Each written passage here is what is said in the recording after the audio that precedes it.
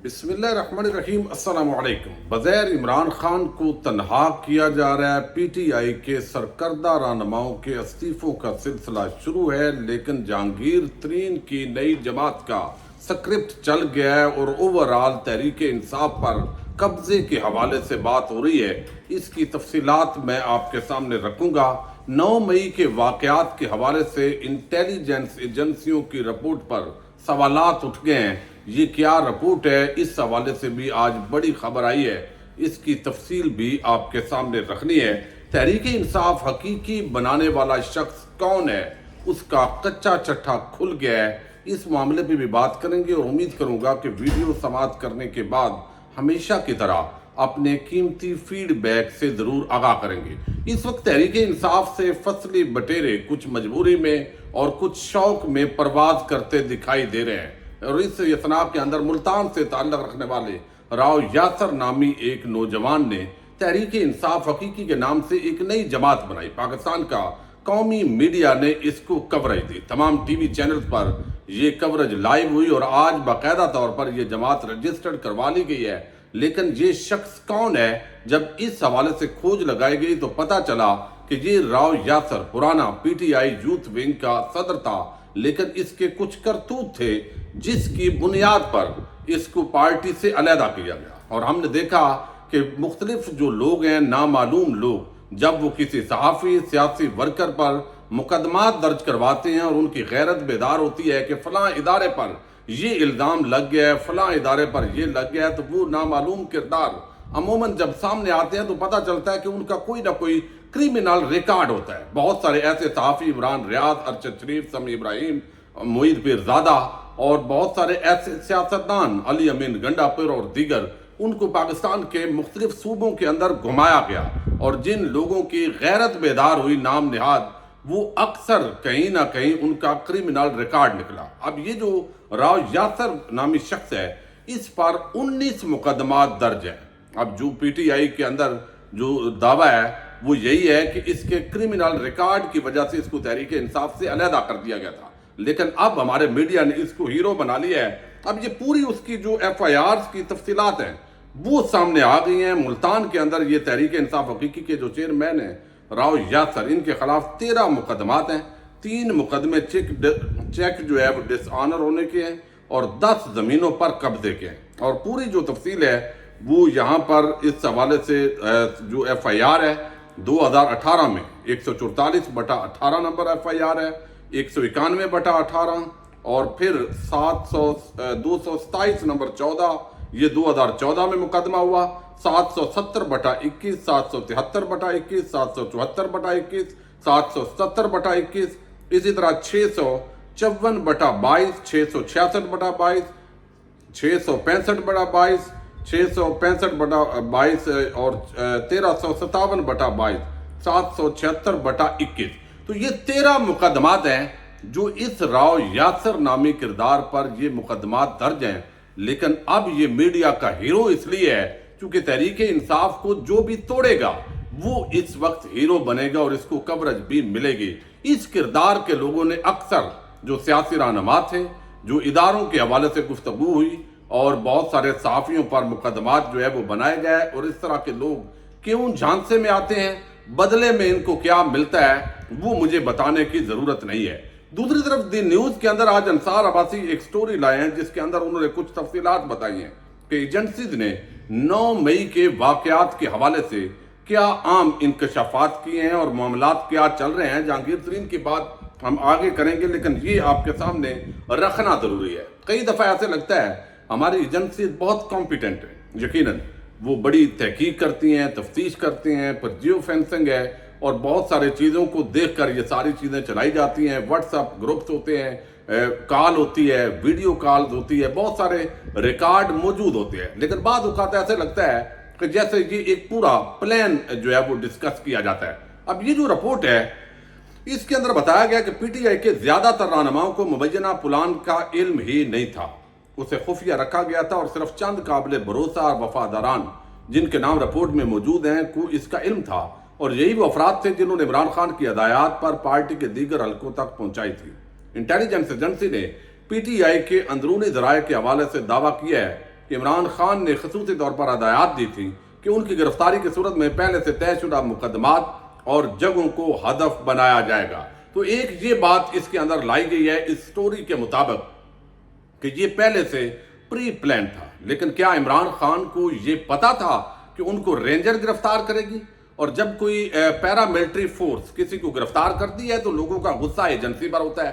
اگر پولیس گرفتار کرتی، یہ ایک بہت سوال اٹھایا جا رہا ہے کہ اگر پولیس گرفتار کرتی تو کیا پھر بھی لوگ جی ایچ کیو یا کور کمانڈر ہاؤس کے سامنے جاتے؟ تو عمومی سوال کا جواب یہی ہے کہ ایسا نہ ہوتا۔ اس کا مطلب ہے پری پلانڈ اس کو کہنا یہ کچھ سمجھ سے بالاتر ہے۔ پھر ایک اور سوال بھی ہے، وہ یہ کہ جو ذیلی صدور ہوتے ہیں جنہوں نے اصل میں کوئی بھی پلان ایگزیکیوٹ کرنا ہوتا ہے تنظیمات کے اندر، ان کو علم ہی نہ ہو اور یہ سارا معاملہ ہو جائے، یہ بات بھی سمجھ میں نہیں آتی۔ چونکہ کارکنان کو انہوں نے موبلائز کرنا ہے، تو اس کا مطلب ہے کوئی پری پلانڈ بظاہر نظر نہیں آ رہا جس طریقے سے بتایا جا رہا، لیکن بہرحال یہ ایک بڑی عام ایجنسی کی رپورٹ ہے۔ عمران خان نے متعدد مرتبہ خود اپنی اور اپنی پارٹی کی 9 مئی کے واقعات سے لا تعلقی ظاہر کی۔ اس کے بجائے انہوں نے اصرار کیا کہ پی ٹی آئی نے ماضی میں بھی پرسکون مظاہرے کیے۔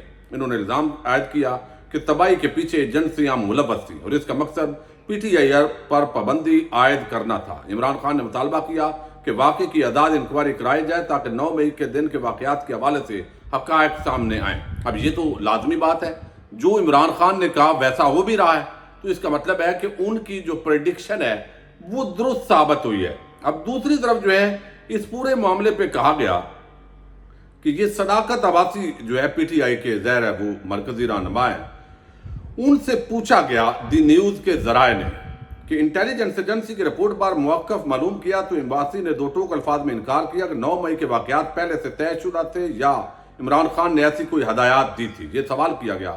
انہوں نے کہا کہ وہ پی ٹی آئی کے راولپنڈی ریجن کے عام رہنما ہیں، اس لحاظ سے وعدے کرتے ہیں کہ ایسی کوئی ہدایات ان تک نہیں پہنچائی گئی تھی اور یہی وجہ ہے کہ لیاقت باغ راولپنڈی کے باہر پرسکون مظاہرہ کیا گیا۔ اب یہاں بہت سارے لوگوں کے نام لیے گئے ہیں جس کے اندر مراد سعید ہیں، آدم سواتی ہیں، اسد عمر ہیں، یاسمین راشد، عماد اظہر، اون ببی، مراد سعید، عمر ایوب، کہ ان لوگوں کو پتا تھا۔ علی زیدی ہیں، علی نواز اوان ہیں، قاسم سوری ہیں۔ تو یہ اس طرح کے واقعات کا ان کے ساتھ جو ہے وہ پوری ڈیٹیل یہاں پر لمبی ہے، لیکن اس کا لب لباب یہ ہے کہ جیسے یہ سارا کچھ پری پلانڈ تھا، بظاہر ایسا نظر نہیں آتا۔ یعنی آپ کوئی بھی ذی شعور شخص ہوگا، باقی عمران خان کا ایک بیانیہ تھا، بیانیے کے ساتھ لوگ یہ سمجھ رہے تھے کہ یہ پی ڈی ایم ٹولہ، اور اب بھی جو پی ٹی آئی کو چھوڑ رہے ہیں اور یہاں پر پریس کانفرنس کرتے ہیں اور وہ ڈرائی کلین ہو کے نکلتے ہیں، جو پریس کانفرنس نہیں کر رہے ہیں ان کو پچھلے دروازے سے گرفتار کر کے نئے مقدمے جو ہے اس پہ قائم کر دیے جاتے ہیں۔ تو کیا کوئی اندھا ہے، بہرا ہے، گونگا ہے، کسی کو سمجھ نہیں آتی، جس کے اندر تھوڑی سی بھی کھوپڑی میں دماغ ہے، اس کو سمجھ آ رہا ہے کہ اس وقت جو شریف اور زرداری مافیا کو مسلط رکھنے کے لیے یہ ساری گیم کہاں سے ہوتی ہے؟ یہ نون لیگ، پیپلز پارٹی، سب آزادی، ادارے رائے، جمہوریت، انسانی حقوق، عورتوں کے حقوق کے چیمپئن اس وقت تو بالکل بچے بنے ہوئے ہیں، ان کو سمجھ نہیں آ رہی۔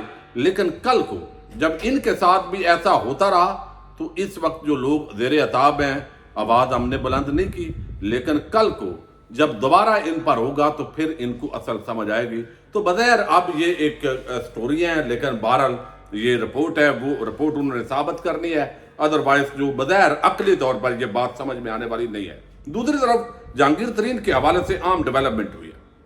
جہانگیر ترین پچھلے تقریباً 3 ہفتوں سے لاہور میں انہوں نے جو اپنی رہائش گاہ ہے اس کو دفتر اور سیاسی ڈیرے میں تبدیل کیا ہوا ہے۔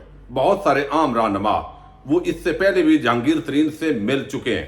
عمران خان کی جارحانہ پالیسیز جو ہے، جب وہاں پہ وہ اچھا ماحول چل رہا تھا تو سارے زندہ باد کے نعرے لگا رہے تھے، لیکن آج ہم نے دیکھا فردوس عاشق اعوان انہوں نے الزامات کی بوچھاڑ کر دی۔ پھر ہم نے دیکھا فیاض الحسن چوہان اب یہ ٹی وی پہ آ کے الزامات لگا رہے ہیں، کل تک پی ٹی آئی کا حصہ تھے۔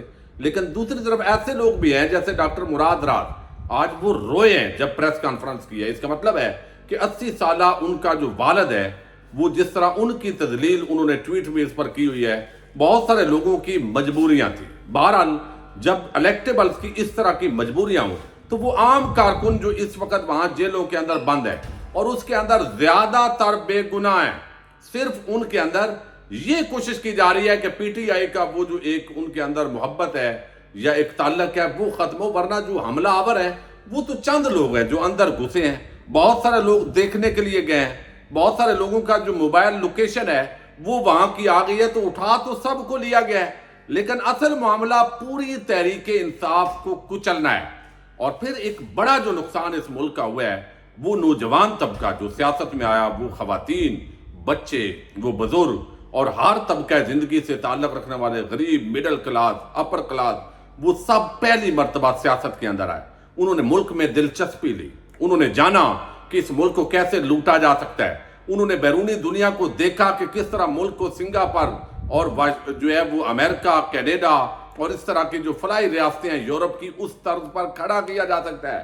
ان کا شاید وہ کیڑا مارنے کی کوشش ہو رہی ہے تاکہ پرانے جو زرداری شریف مافیا اس کے قبضے کو ذہنی طور پر تسلیم کر لیں۔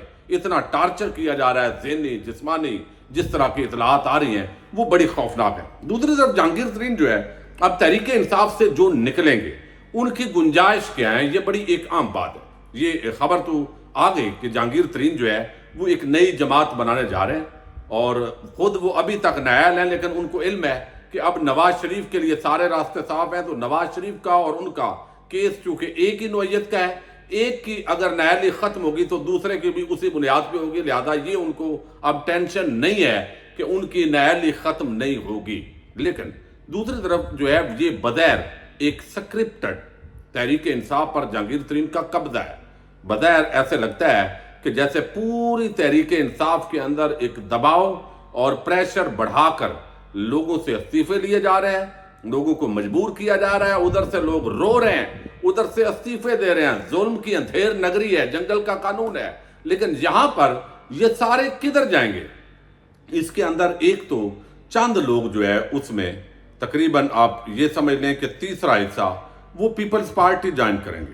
اس میں بہت سارے پنچھی اب اڑیں گے، رابطے ہو رہے ہیں، اور پنجاب کے بعض علاقوں میں آئندہ چند دنوں میں آصف زرداری کے وزٹ کی اطلاع ہے۔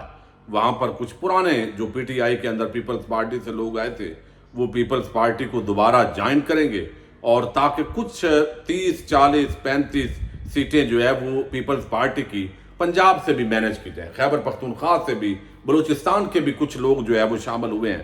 تو ظاہر ہے یہ ایک بظاہر بلاول پروجیکٹ جو ہے وہ کامیاب ہوتا دکھائی دے رہا ہے، اور مریم نواز شاید اگلی مرتبہ وزیر اعلیٰ پنجاب بن پائیں گی۔ وزیر اعظم والا جو جنگ ہے ان کی آپس میں ہوگی، لیکن یہاں پر جو ہے وہ جہانگیر ترین اب پورے جو پی ٹی آئی کے باقی ماندہ لوگ ہیں، ان نون لیگ کے پاس تو ٹکٹ لینے کے لیے آلریڈی پنجاب میں لوگ موجود ہیں، تو ظاہر ہے انہیں کوئی نیا پلیٹ فارم چاہیے ہوگا۔ تو جہانگیر ترین کی جو پارٹی ہوگی اس کے اندر اب ان لوگوں کو آگے جو ہے وہ راستہ دکھایا جائے گا، اور ان کے لیے یہ بہترین آپشن اس لیے ہوگا، وہ کہیں گے ہم تو عمران خان کے نظریے کے ساتھ آج بھی کھڑے ہیں، ہم یہ بات بھی ان کی درست مانتے ہیں، ہم ان زرداری شریف ان سب کے خلاف ہیں، ملک میں بڑی کرپشن ہوئی ہے، لیکن عمران خان نے دیکھیں یہ اتنا اگریسو پالیسی رکھی، فوج کو خلاف کر دیا، اب ہم فوج سے نہیں لڑ سکتے تھے اس لیے ہمیں مجبوراً ہوا۔ حالانکہ کوئی پاکستانی فوج سے نہیں لڑنا چاہتا۔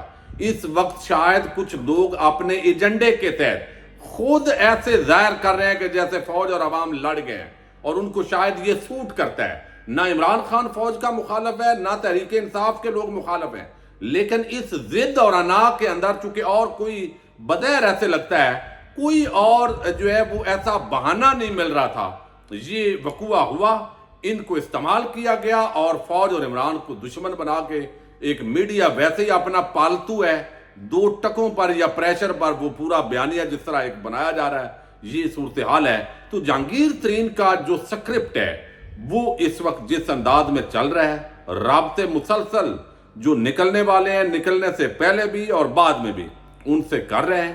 اگلا لایا عمل، چونکہ بہت سارے لوگ ابھی استعفے دے رہے ہیں اور بتا رہے ہیں کہ ابھی ہم نے جو ہے وہ اگلی جماعت جوائن نہیں کی، تو جہاں گنجائش ہوگی، جہاں اشارہ ہوگا، جنہوں نے نکالا ہے وہی نئی جماعت کے اندر لے کر جائیں گے۔ لیکن پاکستان کے اندر جمہوریت، آئین، قانون اور انسانی حقوق، آزادی، ادارے رائے، وہ اس وقت جس انداز میں پامال ہوئے ہیں پچھلے 75 سال میں کم از کم اس طرح کا تماشا نہیں ہوا۔ اجازت دیجیے گا، اللہ حافظ۔